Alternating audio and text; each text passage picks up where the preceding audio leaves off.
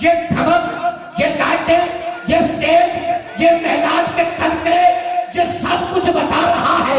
رب الجلال نے فرمایا ورفعنا لک ذکرک۔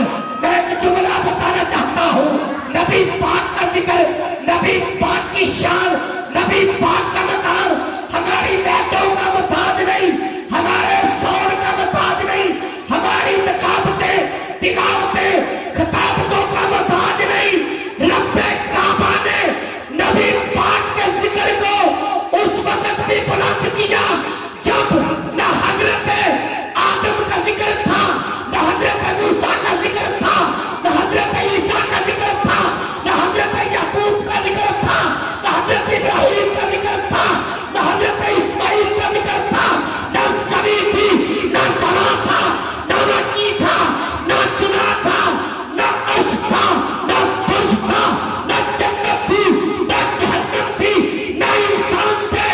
کائنات میں کسی کا ذکر نہ تھا۔ ورفعنا لک ذکرک، بس میرے تیرے مصطفیٰ کو